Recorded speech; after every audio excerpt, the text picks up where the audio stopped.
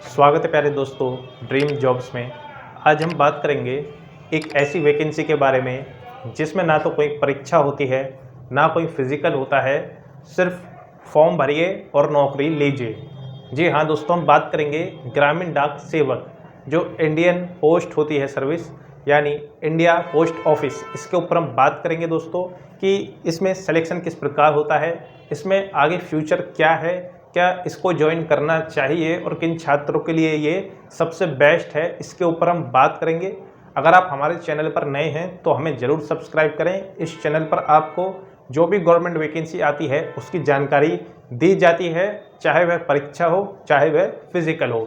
चलते हैं बोर्ड की तरफ दोस्तों। देखिए, सबसे पहले मैं आपको एक बात बताना चाहता हूँ, ग्रामीण डाक सेवक 2023। देखिए, ये वैकेंसी हर साल आती है, लेकिन ये वैकेंसी किन छात्रों के लिए जरूरी है तो उसके ऊपर मैं बात करूंगा। देखिए, सबसे पहले वैकेंसी बता देता हूं, 40,889 पद है, अच्छे खासे पद हैं। इसकी जो फॉर्म डेट है, इसकी लास्ट डेट है 17 फरवरी 2023। अभी इसके आवेदन हो रहे हैं। अगर आपने आवेदन नहीं किया है तो आवेदन कर दें, क्योंकि लास्ट समय में आवेदन करेंगे तो जो वेबसाइट है वो थोड़ी बिजी हो जाती है और आपका आवेदन नहीं हो पाता है। अब देखिए, इसमें दो प्रकार की पोस्ट होती हैं। दो प्रकार की पोस्ट कैसे हैं? देखिए, एक तो होता है बीपीएम।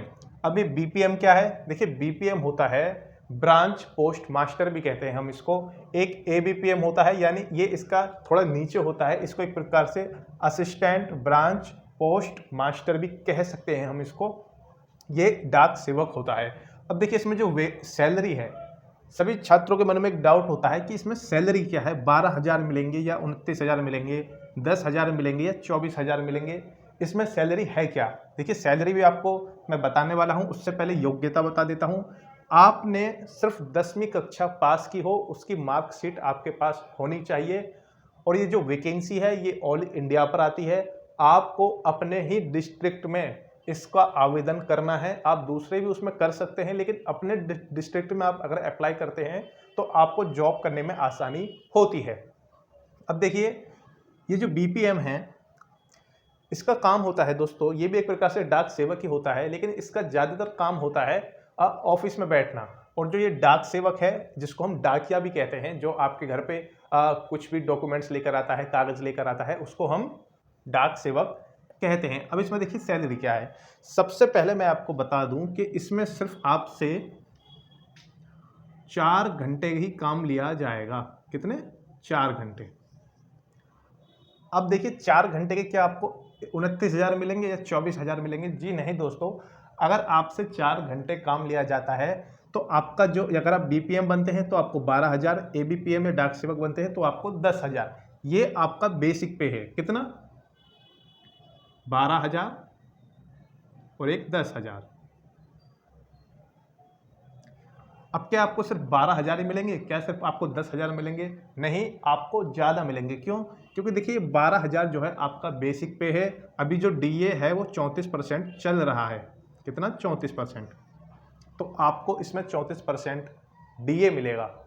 लगभग कह सकते हैं और भी अन्य भत्ते मिलते हैं। अगर आप बीपीएम बनते हैं तो अगर आपसे 4 घंटे काम लिया जाता है तो जो आपकी जो सैलरी रहेगी लगभग 15 से 16,000। अगर आप एबीपीएम डाक सेवक बनते हैं तो जो आपकी सैलरी रहेगी लगभग 14 से 15,000।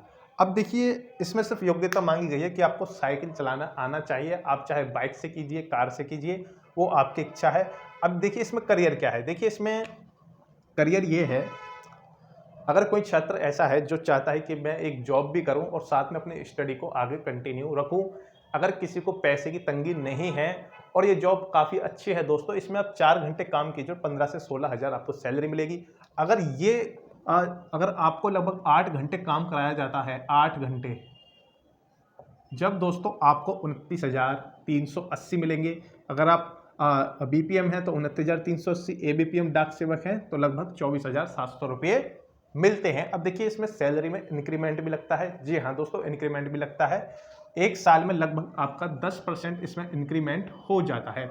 अगर आप 12,000 हैं तो आपके 1,200 रुपये बढ़ जाएंगे, प्लस डीए में बढ़ जाएंगे। कह सकते हैं कि लगभग 5 साल बाद इसमें आपको लगभग 20 से 25,000 रुपये मिलने लगेंगे, अगर आप 4 घंटे काम करते हैं।